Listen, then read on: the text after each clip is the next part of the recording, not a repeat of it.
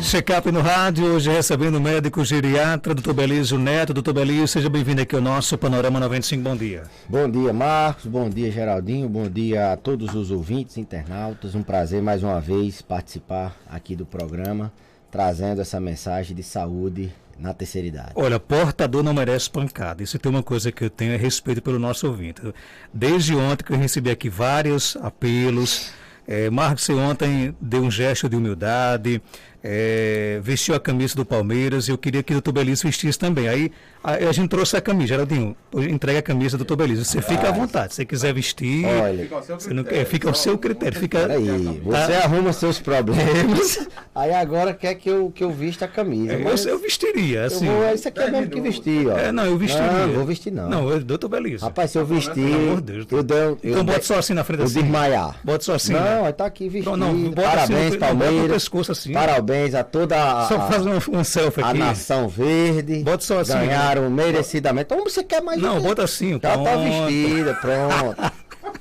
Ganharam merecidamente. Pronto, já pagou o mico também. Bola pra frente. Marcos Neto arruma os problemas dele, faz as apostas dele e quer que sobe pra mim. Dividir a... Os palmeirenses estão em festa, porque eles conseguiram, rapaz, fazer com que dois natos flamenguistas... 16 palmeirenses aqui na região do Seridó. Não sei se tem mais, mas... Pronto. Destino ao vivo aqui, ó. Não, você tem café com leite. Rapaz. Olha, o flamenguista ali já tá chateado com você ali já. O pai passou aí, tá... Vamos lá, vamos ao que interessa, falar de saúde, porque 2022 vai ser nosso. Vai ser nosso, se Deus quiser. 2022 vai ser nosso. Deus quiser, já mudou, mas agora é o treinador do Flamengo que vai novo técnico já chegando, passou. Galhardo vem aí, Galhardo os caras estão tudo doidos já, meu amigo. Vamos lá, vamos fazer a cortina de fumaça. Mas vamos lá, doutor Belísio, existe uma diferença, existe hoje de um lado tem a preocupação da automedicação, né, você se automedicar. E do outro lado tem a preocupação de você aderir a medicação. É uma decisão muito difícil? Demais, Marcos. Eu diria que é um ponto de equilíbrio que os idosos vivem submetidos, né? Se por um lado a gente tem combate à polifarmácia, ao uso de muitos medicamentos de forma inadequada, a gente também combate a má adesão.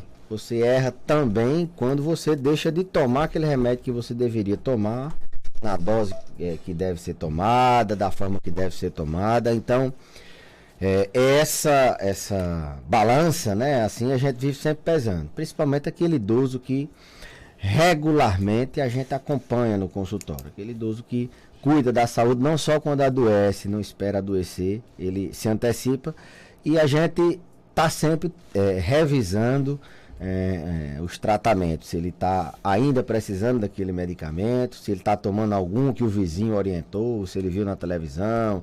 Às vezes ele teve uma intercorrência, foi no pronto-socorro e está tomando algum medicamento, ele não sabe quanto tempo vai tomar, ou se ele não está tomando aquele que ele deveria estar tomando para evitar de entupir uma artéria, por exemplo, obstruir uma coronária e fazer um infarto, aquele medicamento que ele... obrigado, Boar. Aquele medicamento que ele achava que está bem, ele acha que está bem de uma determinada doença e na verdade aquele tratamento deveria se postergar por mais tempo. Então existe sempre esse ajuste na prescrição. Uma das missões da geriatria é revisar periodicamente a adesão terapêutica e a polifarmácia. A gente vai tirando o que não necessita naquele momento e colocando ou voltando ou mantendo aquele que é necessário, sempre considerando o paciente como participante dessa decisão. A gente sempre diz que compartilha com o paciente a decisão. Não adianta você também impor uma coisa que ele não vai conseguir aderir. Você tem que buscar estratégias para que ele possa aderir minimamente ao tratamento. Você não adianta colocar o paciente para tomar, às vezes, um medicamento muito caro, que ele não tem condições de comprar, ou às vezes colocar ele para fazer um procedimento que ele não tem mais condições de saúde de fazer. Então, é uma das habilidades, é uma das expertises que a geriatria tem, é esse gerenciamento da polifarmácia, esse gerenciamento do uso de muitas medicações ou da má aderência. De quem é que deve ser então essa decisão? No caso, por exemplo, se eu sou um idoso e eu me acostumei de que aquele remédio, por exemplo, me faz bem, né? Mesmo assim, eu devo consultar, por exemplo, o geriatra de aderir àquela medicação? Assim, o paciente idoso, ele, além da geriatria, ele passa por, ele tem interface com várias outras especialidades. E, na verdade, cada especialidade ela vai fazer aquilo que está na sua seara, né? Então, uma vai cuidar disso, outra vai cuidar daquilo. E a geriatria, ela é essa especialidade que cuida do paciente, do idoso no seu geral, no global. Ela acompanha a saúde daquele paciente. Sempre digo que é a especialidade onde o paciente pode dizer que tem um médico, é um médico que gerencia a saúde pensando nos diversos aspectos, pensando naquele medicamento que vai afetar o rim, naquele que vai afetar o estômago, ou naquele que vai proteger o rim, naquele que vai proteger o estômago. Então, ele vai, na verdade, ele não vai se consultar para fazer uma avaliação da prescrição, ele vai se consultar porque tem alguma coisa que precise da geriatria manejar, e dentro dessa avaliação a gente avalia a prescrição, a adesão ou o excesso de medicamentos. Então, tem esse detalhe que eles são acompanhados também por outras especialidades, e a geriatria tem que se comunicar muito bem com essas especialidades, tem que mandar uma cartinha para tal colega, perguntando, argumentando se não poderia ser diferente, às vezes não é possível, ou pedindo para que o paciente, orientando o paciente a seguir aquele tratamento que foi feito, já vinha sendo feito em outra especialidade. Então tem essa questão também de que o idoso ele não é só o paciente idoso, ele não só vai, é diferente da criança que só vai para o pediatra, né? O paciente idoso ele vai sim para o geriatra na maioria das vezes, mas ele muitas vezes precisa de outros acompanhamentos também. Agora, existem, ouvindo até pergunta aqui, quais são os principais riscos na pessoa idosa da automedicação? A dependência para aquele remédio seria um risco? O organismo do idoso, Marcos, ele é um organismo envelhecido, como qualquer ser que envelhece, como qualquer máquina, como qualquer outra. Ele tem alguns ganhos, né? Ele fica mais experiente, ele fica com uma capacidade de decisão mais refinada, sem tanto impulso como o jovem tem, fica mais elaborado, fica mais resiliente, mas ele tem algumas perdas e algumas alterações. Você veja que as medicações, elas para fazerem o efeito, elas necessitam ser absorvidas, né? Elas necessitam ser metabolizadas, elas necessitam ser distribuídas pelo organismo, e quando tem excesso, alguns órgãos, como o rim, como o aparelho gastrointestinal, elimina o excesso daquela medicação. Então, tem todo esse mecanismo. E o idoso, ele tem alterações em cada área dessa. Ele tem uma forma de absorver diferente as medicações, por exemplo, ele tem uma lentificação do estômago, então isso altera, ele tem uma alteração na camada, na pele de dentro, que eu sempre digo, na mucosa do estômago. Isso a forma com que ele absorve o medicamento é diferente, porque o estômago está envelhecido. A forma com que ele metaboliza o fígado, ele está envelhecido, ele metaboliza de maneira diferente. O fluxo de sangue naquele fígado é diferente. As enzimas que fazem as reações de metabolização, elas são um pouco diferentes. Então, isso faz com que as medicações, elas sejam... elas fazem efeito no organismo envelhecido de maneira diferente. O que é que acontece? O que acontece é que o risco de reação adversa, ou seja, o risco de efeitos adversos daquela medicação é maior, porque ele tem mecanismos envelhecidos de farmacodinâmica e farmacocinética, e além disso ele tem estatisticamente ele toma mais remédios do que o indivíduo mais jovem. Então o risco dessas medicações se misturarem, ou dessas medicações fazerem potencialmente assim, um efeito adverso é muito maior. Então, por que é que a automedicação é perigosa? Porque o paciente pode alterar o efeito de outras medicações, ele tem um risco maior de efeito adverso, e ele pode inchar a prescrição dele, ele pode aumentar mais ainda o número de medicamentos, e a gente sabe que número de medicamentos em uso significa maior risco de reação adversa, de internação, de queda, de demência, de depressão, de várias outras, de sangramento, no trato gastrointestinal, de própria reação alérgica. Por mais que seja um fitomedicamento, muitas vezes eles não consideram como um remédio uma vitamina, eles não consideram como remédio uma garrafada, um produto que eles utilizam assim, de maneira não orientada, automedicada, sem orientação médica. Mas esses medicamentos, eles também são, essas substâncias, elas também são absorvidas, elas são metabolizadas, elas são distribuídas pelo organismo e elas são também eliminadas ou não. E elas correm esse risco de interagirem com outras medicações. E interagindo, elas podem aumentar o efeito dessa medicação, por exemplo, fazer uma interação com um AS, um medicamento simples, muito utilizado para prevenir efeitos cardiovasculares, tromboembólicos, evitar infarto, AVC, é uma medicação muito utilizada pelos idosos. E se você faz a ingestão de algum produto que altere o mecanismo do AS ou altere o organismo, a suscetibilidade do AS, você pode sangrar. Você pode não sangrar, mas estar tomando alguma coisa e facilitar, predispor a sangramento.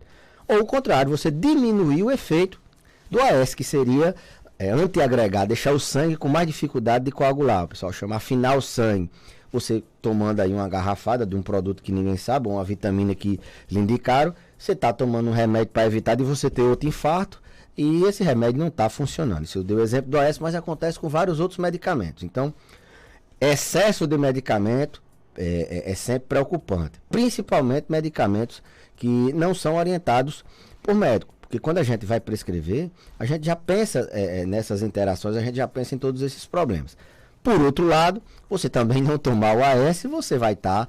eu vou escolher aqui, eu tomo 7 medicamentos, eu vou escolher aqui um para eu não tomar. Aí você escolhe um, mas você está incorrendo no mesmo erro de estar tomando um a mais. Você vai estar tirando toda a sua prevenção para eventos, toda a sua prevenção secundária, de evitar de ter novo evento. Aqui no nosso WhatsApp tem muitas perguntas já chegando. Doutor Belísio, minha mãe sempre abandona o remédio antes do tempo e nunca toma os remédios na hora certa. Por que os idosos são tão teimosos?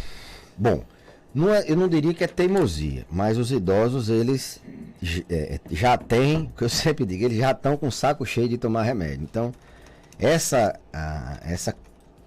habilidade de se comunicar com um paciente idoso, ela é um pouquinho diferente. Inclusive lá na universidade a gente treina muito essa parte da comunicação, da adesão. Não adianta você fazer um belo diagnóstico, fazer um raciocínio clínico interessantíssimo, examinar bem o paciente, se na hora final você não conseguir vender aquilo, é como uma venda, vender aquela prescrição, dizer a ele a importância. Então você tem que mostrar para o paciente que aquilo é importante, mostrar que, olha, isso aqui, se você tomar, acontece isso, se você não tomar, acontece isso. E aí você coloca na mesa para ele decidir. Como eu disse, é uma coisa compartilhada. Logicamente que a gente vai argumentar, que a gente vai. Então, se trata de teimosia até a segunda página, não é nem tanto teimosia, mas muito mais porque eles... Tem muita gente que tem pavor ao remédio, não entendem que uma certa época da vida a gente pode necessitar uma hora ou outra de tomar medicamento.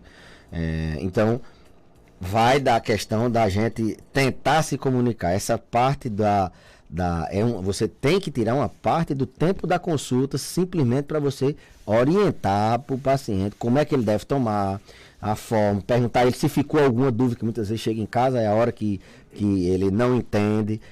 Então, uma parte da consulta da geriatria que a gente preza muito nessa questão da adesão, para que ele possa entender o que é que ele tem que suspender. Também tem a questão deles, eu tomo esse remédio há muito tempo, doutor, eu tenho medo de suspender ele, de tirar ele. Então, você tem que tirar um tempinho para poder convencê-lo de que aquilo é importante. Não eu sempre gosto de evitar de levar por esse lado de teimosia, porque é muito fácil a gente transferir a culpa para a teimosia do idoso, que nem na maioria das vezes não é teimoso. Então, não é questão de teimosia, são outras questões, né? Então, é bom evitar isso não, é só transferir a culpa, porque ele é teimoso, porque ele não gosta, porque ele sempre transferir para o outro, não, a gente tem que se colocar como parte da solução do problema. Aliás, essa é uma das funções do paciente buscar o médico, o profissional especializado, especialista dele, que é a geriatria. Tem mais perguntas no nosso WhatsApp? Bom dia. Bom dia, Marcos Dantas, que é Branca do Paulo VI. Eu quero saber, assim, de Dr. Belísio, quando uma pressão alta e a baixa, está tudo alto, a mínima e a máxima, está tudo alto, tem algum risco de vida? E ele, Dr. Belísio? As duas altas, né? Ela disse a mínima e a máxima, né? A gente tem a pressão sistólica, que é aquela primeira, e a diastólica, que é aquela segunda, né? Então, a gente pode ter hipertensão quando uma ou outra está alta, geralmente acima de 14 ou acima de 9. Via de regra, no idoso pode variar depois de 80 anos, dependendo das doenças que ele tenha. Então, se subir uma ou outra em algumas verificações, em condições ideais de verificação de pressão, a gente considera isso hipertensão. O fato de ter as duas altas, ou ter só uma alta, não altera o curso da história. O que é o curso da história? A hipertensão, a pressão alta, ao longo do tempo, ela vai gerando lesão em órgãos-alvo, que a gente chama. A hipertensão, a pressão alta, ela vai destruindo o rim, então você vai tendo problema no rim. Ela vai destruindo as suas artérias, vai aumentando o risco de você ter infarto, de você ter AVC. A hipertensão, ela altera ela tem lesões em órgãos diversos, coração, rim, cérebro, aumenta o risco de AVC. Então, mesmo sendo uma hipertensão, por exemplo, sistólica isolada, muitas vezes o paciente tem alta só a máxima. Isso é mais comum, inclusive, em idosos. E antigamente se acreditava que essa pressão, só a máxima que está alta, não era tão grave. Mas hoje já se sabe que ela é tão grave quanto estando as duas altas. Então, o fato de estar as duas acima do normal não quer dizer que é mais grave do que estando só uma, não. É a mesma gravidade. Tem mais pergunta aqui chegando. Vamos lá, bom dia. Bom dia, Marcos Dantas e Dr. Belísio. Eu queria saber porque minha mãe tem 74 anos, aí foi para uma médica em Campina Grande, ela é de Equador, aí a médica disse que não passasse nada nessas feridas dela. Faz muito tempo que ela está com essas feridas.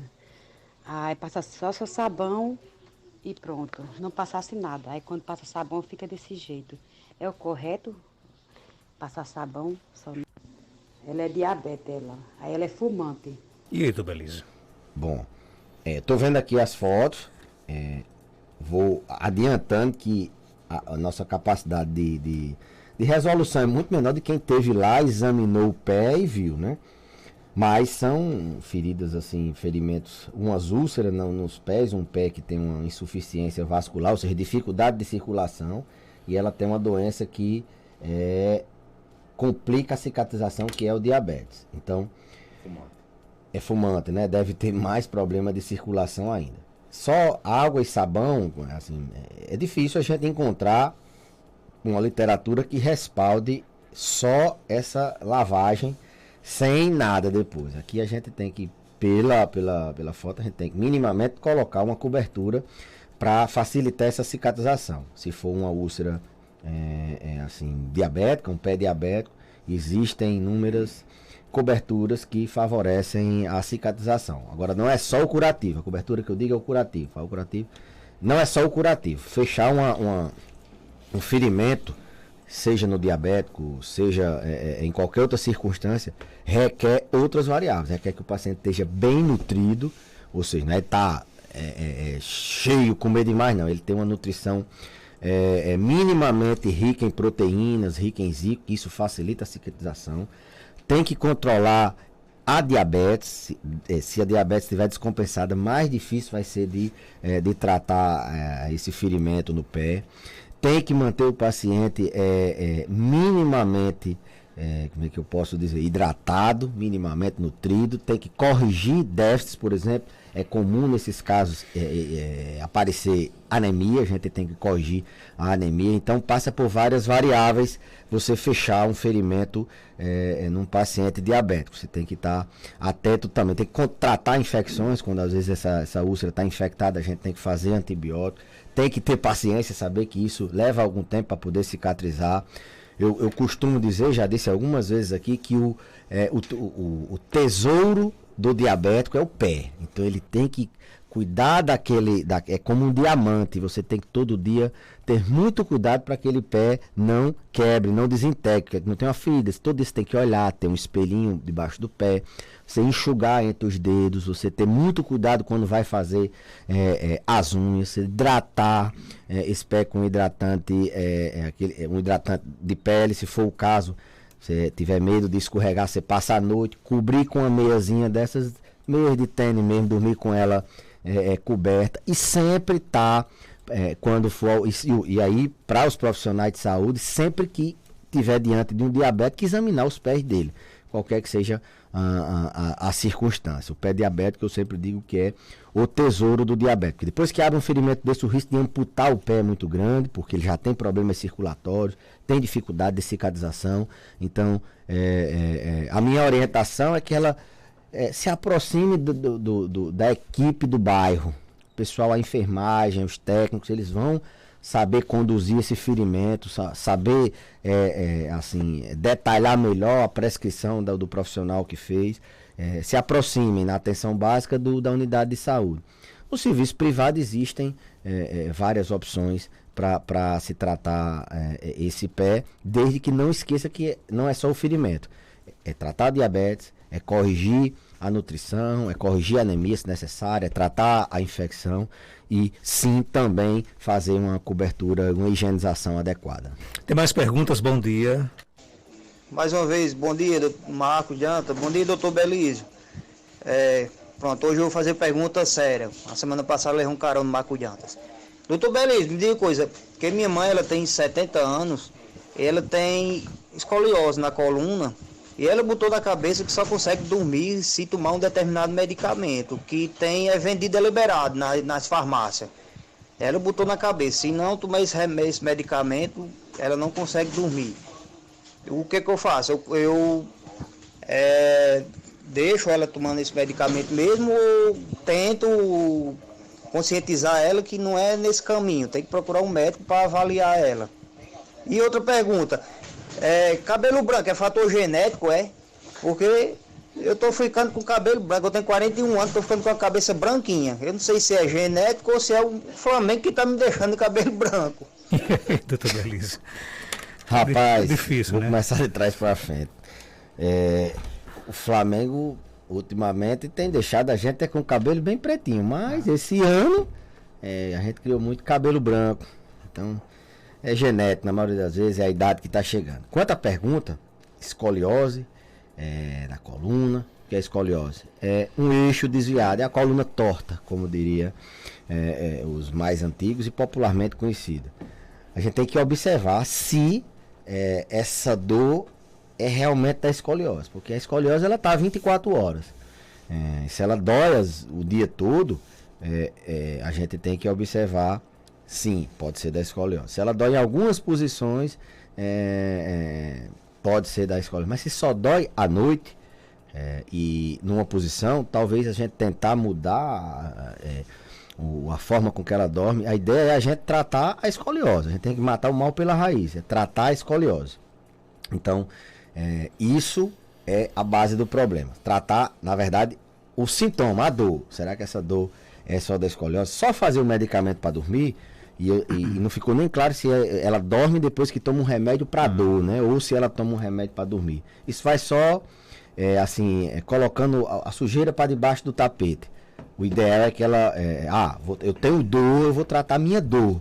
E tratar a dor não é só tomar o remédio na hora que tem dor. É fazer um tratamento a médio prazo, fazer um controle dessa dor a longo prazo, tomar medicamento, fazer, se for o caso, fisioterapia ou algum procedimento, para que eu não fique necessitando de tomar remédio para dor com tanta frequência. Eu sempre digo, Dor crônica, ou seja, dor de longa duração, requer tratamento crônico, requer tratamento de longa duração. Não necessariamente com remédio, mas às vezes sim com remédio por longo tempo. Outras vezes com remédio e com outras terapias. Então, é melhor buscar diagnosticar melhor essa causa dessa dor, se é realmente da escoliose, e propor o tratamento para a escoliose, não só para dormir. E a depender do remédio, Marcos Dantas, isso é muito perigoso. Se é um anti-inflamatório, por exemplo, idoso que usa anti-inflamatório com frequência, ele está sob risco alto de fazer uma hemorragia digestiva, sangrar o estômago por uma úlcera, ele está em risco alto de ter problemas com pressão, de ter risco maior de descompensar doenças no coração, ele está num risco maior, muito nefrotóxico, os anti-inflamatórios. Então, se usado a longo prazo, inadvertidamente, essa classe de medicamentos para os idosos, em virtude daquilo que eu falei há pouco tempo, do envelhecimento também do sistema de absorção, distribuição e enfim, ele está num risco muito grande. Eu quero, só para fechar aqui o programa, queria antes de tudo lhe parabenizar pelo seu aniversário no último domingo. É isso, parabéns aí, tem alguns ouvintes aqui também lhe parabenizando, né? E eu recebi aqui uma mensagem de uma família lá de Timbaúba dos Batistas e pediu para que a gente lesse aqui, para que você pudesse ouvir, né?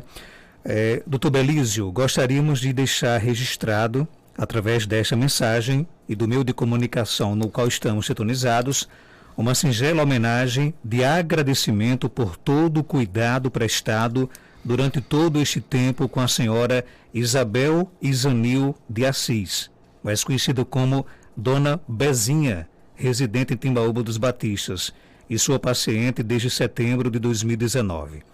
Perante muitos desafios do estado de saúde de minha mãe, você mostrou um lado humano, muito precioso. Fomos abençoados por encontrar um médico competente e bondoso, onde através do seu profissionalismo e experiência nos deu esperança e orientou os melhores cuidados com a demência de minha mãe, e foi também realista no momento oportuno, com muita clareza nas palavras e sensibilidade do caso. Dona Bezinha atendeu ao chamado divino e foi se encontrar com Deus na última quarta-feira, dia 24 de novembro. Mas com certeza, em tempos de lucidez e saúde, teria a mesma gratidão que agora estamos tendo por meio destas palavras. Por isso, externamos nossa gratidão e admiração. Você cura quando pode, alivia quando é preciso e está sempre disposto a consolar. Você não só cuida, você acompanha os seus pacientes e preza a saúde e o bem-estar de cada um. Que Deus coloque na sua boca as melhores palavras, na sua mente todo o conhecimento e nas suas mãos todos os dons possíveis. Aproveito para parabenizar pela passagem do seu aniversário, muito sucesso e tudo de bom na sua vida. Quem mandou essa mensagem foi a dona Marliette, lá da cidade de Timbaúba dos Batistas. É difícil, a gente não estava preparado assim para receber uma homenagem dessa, mas nesses 40 anos uma das coisas que me deixa certo que estamos na missão e muito grato a Deus também, é que a gente pôde ajudar muita gente, não só na saúde, mas aqui pelo rádio. A gente pôde aliviar a dor de quem estava com a dor, a gente tentou ser o conforto na hora que pôde, curamos muitos outros, Marcos. Então, queria agradecer aí a da família de Dona Bezinha, Dona Isabel, era uma paciente que nós acompanhávamos há muito tempo e quando chegou a hora, Deus a levou. E enfim, uma família que eu tenho muito apreço. Ela sempre que vinha para consulta, ela trazia algum mimo, desde uma flor até um mel, uma rapadura. Ela sempre trazia isso. Isso é o que move a gente, Marcos. A gente fica muito feliz e agradecido. E agradecer a todas as pessoas que mandaram mensagem de diversas formas, seja no celular, seja na rede social. Foram muitas mensagens. A gente se sente muito bem, a gente se sente uma motivação a mais para a gente nesses 40 anos, nessa metade talvez da vida, a gente poder manter a missão de levar saúde para as pessoas idosas, de tentar dar um apoio, uma palavra, de ser a pessoa que a gente sempre tenta, pelo menos, fazer o melhor. Então, muito obrigado a todos. E obrigado pela sua participação. E parabéns aí pelo grande ser humano que você é e profissional também, viu? Obrigado, tchau. 8h16, confirmando 8h16. Doutor Belísio volta na próxima terça-feira aqui no nosso